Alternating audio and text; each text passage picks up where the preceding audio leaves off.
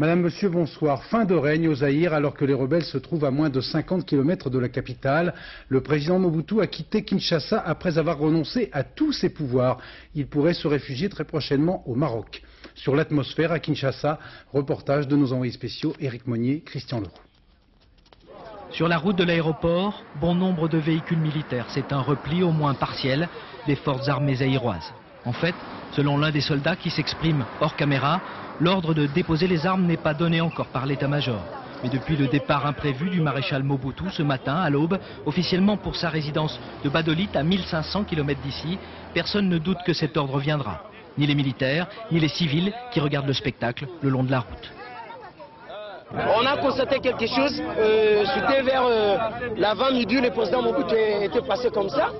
On ne sait jamais où est-ce qu'il est allé, à destination inconnue. Et puis aujourd'hui, maintenant c'est les soldats qui vont dans l'autre sens. Maintenant, aujourd'hui, c'est les soldats qui passent de l'autre côté. Alors ça veut dire quoi ça? Ils ont fui la guerre. On peut dire tout simplement, ils ont fui la guerre. Nous sommes là pour défendre la ville de Kinshasa. Kinshasa tombera sans qu'il y ait bain de sang. Voilà.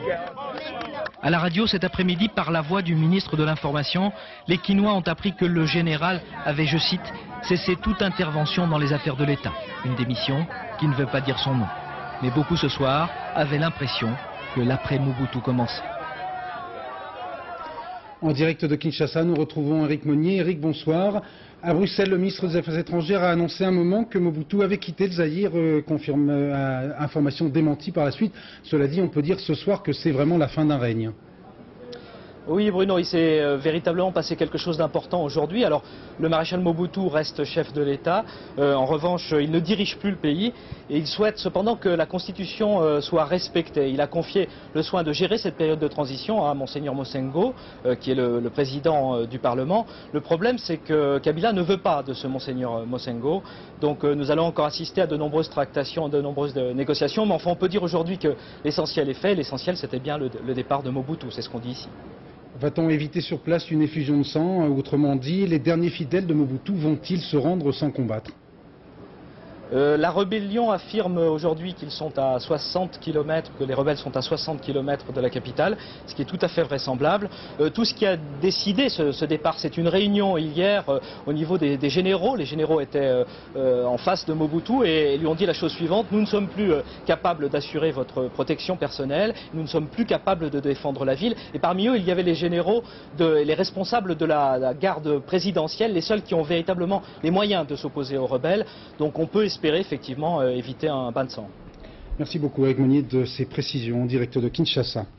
Gravement malade, Mobutu Sese Seko, âgé maintenant de 66 ans, règne sans partage depuis plus de 31 ans sur le Zaïre, en compagnie d'Isabelle Stess, portrait de l'un des hommes les plus riches de la planète.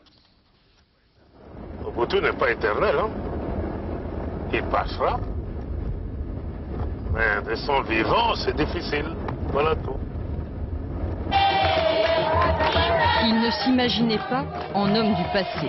Indétrônable maréchal, grand chef africain, devenu piètre chef d'État, en 32 ans de pouvoir, jamais il n'a douté de lui et de la fidélité de son peuple.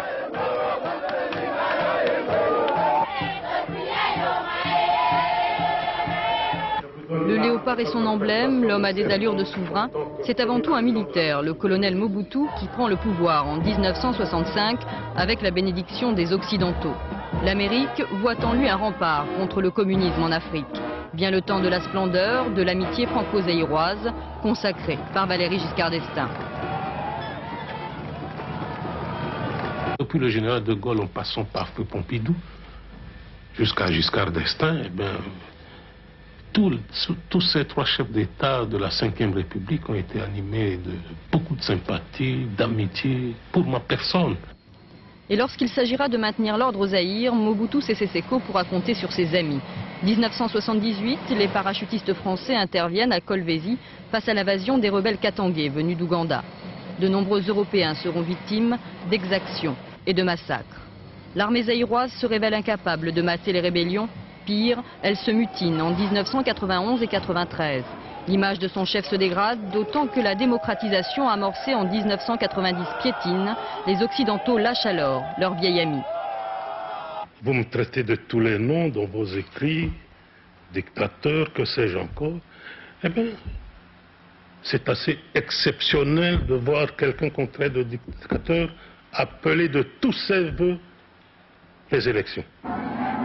Il serait l'élu du peuple. Jusqu'au bout, le maréchal se croyait à l'abri du naufrage, se voyant en sauveur fortuné d'un pays qu'il avait pourtant ruiné.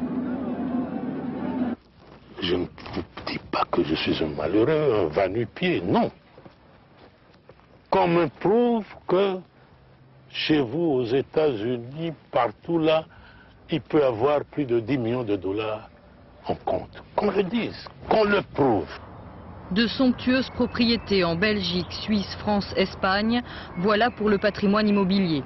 Impossible en revanche d'évaluer le montant des avoirs en banque qui ces dernières années auraient fortement diminué. Rien, pas même la maladie qui le ronge, ne l'empêchera de s'accrocher au pouvoir. Son retour à Kinshasa en décembre 1996 est un triomphe, un dernier sursaut nationaliste alors qu'à l'est du pays, les rebelles déstabilisent le régime. Voilà que les ennemis de notre peuple choisissent le moment où je suis terrassé par la maladie pour me poignarder dans le dos. Ce fut le coup de grâce. Aujourd'hui, Mobutu Sese Seko tourne le dos à l'histoire, lui qui, après 32 ans de règne, rêvait d'être le premier président élu par le peuple au Zaïre.